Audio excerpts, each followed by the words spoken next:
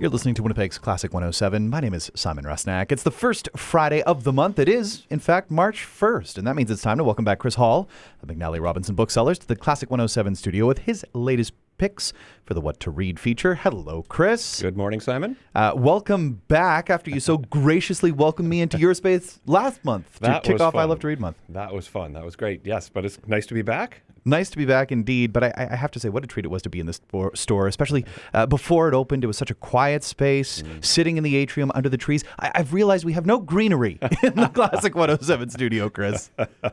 Well, we need to work on that, Well, obviously. It's a future project. But anyway, here we are. It was a wonderful kickoff to I Love to Read Month. Wonderful to get out into the schools, visiting 3 of them, Dalhousie, Princess Margaret, Lord Nelson, with book packages that you also wonderfully prepared, the knowledgeable folks over at McNally.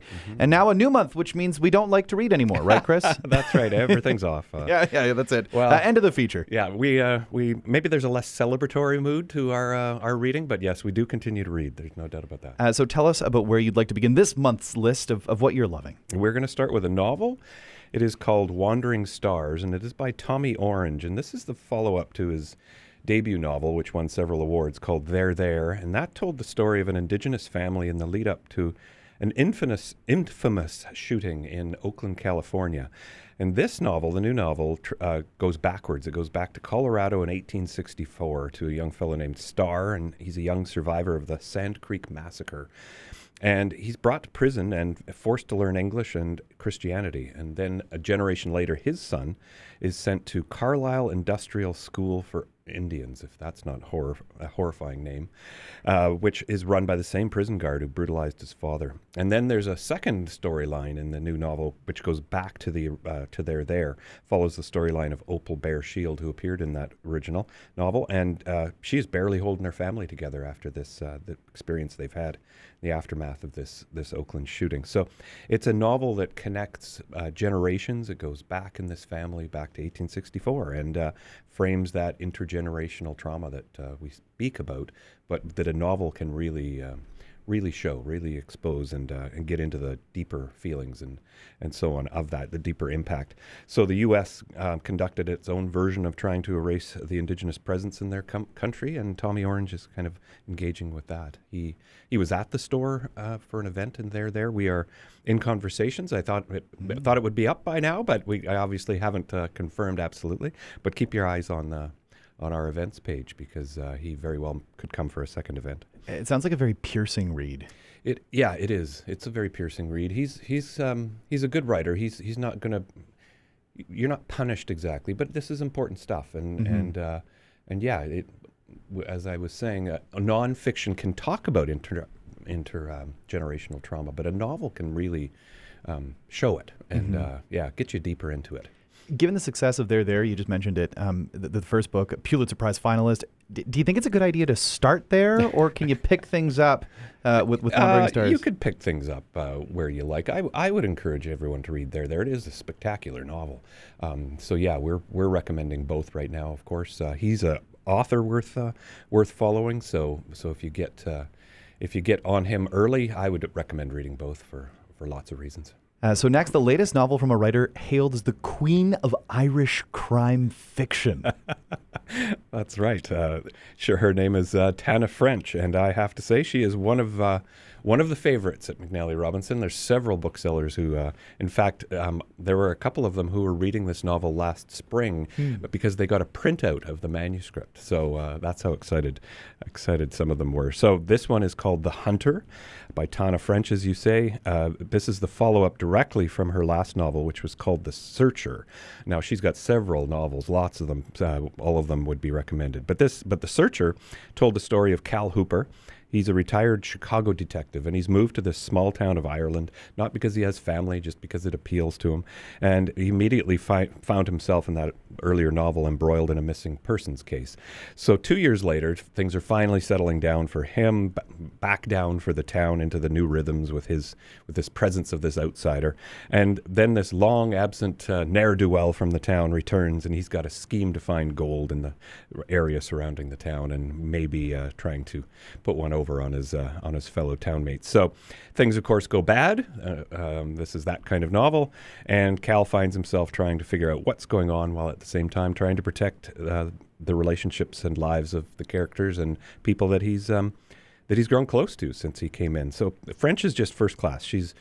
She's got a story to tell, this mystery and this plot that keeps you turning the page. I've said this many times in some of these novels but she also really investigates or gets deep into the characters and the relationships. So you really feel like you're hanging around this small town in Ireland, and it's very good.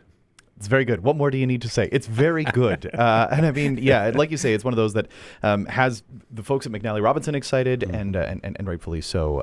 This big launch, March 5th. It's right up on the homepage of McNallyRobinson.com. You can see it there. From one of Ireland's great writers to one of Iceland's most celebrated next. Yes, exactly. This is a novel called Your Absence is Darkness, and it's by Jan Kalman Stephenson. And Stephenson is one of Iceland's favorite novelists, as you say, and this novel is cryptic, it's mysterious, it's mythic, and it's perfect place to get pleasantly lost if you just let yourself go. I wouldn't say all of the things that are happening in the novel are pleasant, but when you're sitting in your armchair, there's nothing better.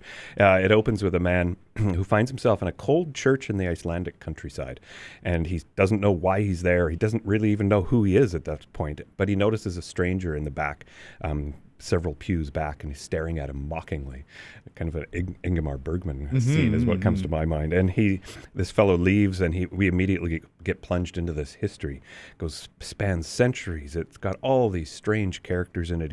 He faces all kinds of events, many effects of choices, like in his own life, but in his past family's life, where choices get made, maybe sometimes they get avoided, but it all adds up to what appears to be his fate. So there's a lot of big ideas swirling in this, but it's funny in a very absurd way. It's about mortality and music. It's got its own Spotify playlist attached to it. It's about love and death, of course. What great novel isn't? It's just amazing.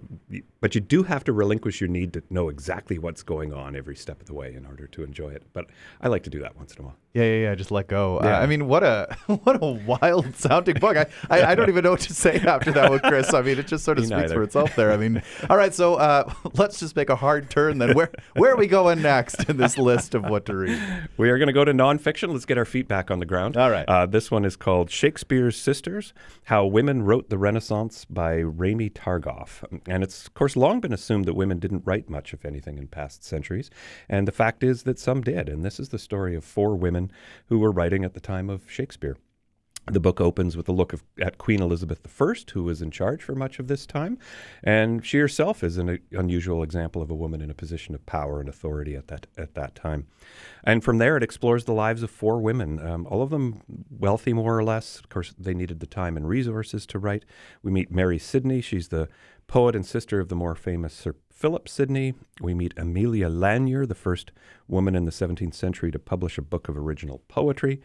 Elizabeth Carey, who published the first play by a woman, and Anne Clifford, a lifelong diarist. She was in a long fight to get the inheritance she thought she deserved, but the system wasn't willing to give it to a woman. So she kept a long diary of her battle. So the writings of these women, of course, weren't taken seriously in their time, and they haven't been since. But this book asks why so many male writers are remembered and why all the women were ignored. And was their work objectively inferior, or what is more likely, there's some kind of subjective force that has kept them quiet? It's very interesting. And there's a lot of work, of course, being done like this, discovering women. And I've read a lot of dreadfully dull classics. Why are they remembered? Yeah, exactly. Exactly that. Like you say, an interesting read and an important one, too. Yeah, so one of those where you'll be introduced to some writers who've been overlooked for these absurd reasons. Exactly. So yes, definitely another interesting one. Shakespeare's Sisters. Great title that is as well. All right. Well, we've got one last pick queued up. Where are we going? Well, this is another book that's a little bit difficult to describe. It's called Dispersals on Plants, Borders, and Belonging, and it's by Jessica J. Lee.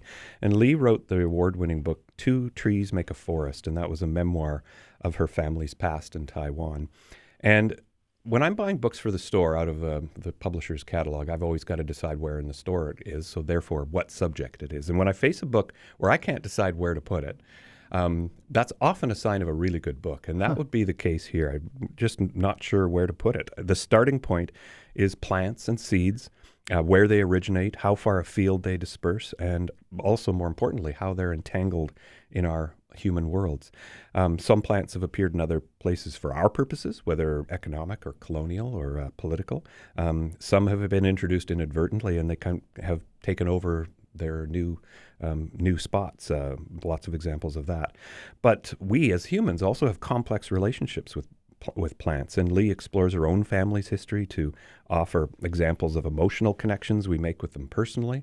Some of us have a favorite tree in our backyard. I'm not going to name names, but might be me. Culturally, too, though, we have relationships. Cherry blossoms in Japan mean something in Japanese culture, but they also appear in Toronto and Washington because they were gifted over here. The tulips in Ottawa, I think of. She doesn't mention those, but anyway. It just, the more I talk about this book, the more I think I feel like I'm reducing its scope. So it's just one of those books that needs to be read to be understood. I recommend you give it a try. It's really reflective and contemplative. And these come in a series of essays, right? Mm-hmm. Yeah. Sort of, yeah. Yeah. Do we even call them essays? Is that the right term, Chris? It's a book. I can definitively say it's a book. But yeah, it's really hard to. It's like a bit of a wander. It's a bit of a But if you're I always imagine sitting comfortably in your chair and go on a bit of a wander and. Again, let yourself go. Well, before doing that, best to wander through McNally Robinson Booksellers. I think you'll find it probably right up as soon as you enter the store for now, before you have to decide where it goes as a new release. Yeah. As always, we'll get Chris's picks up on the homepage, classic107.com. You can find them online at McNallyRobinson.com or in person here in town, either at the Grant Park store or the second floor of the Forks. As always, Chris, wonderful seeing you. Nice to see you, Simon. Thank you.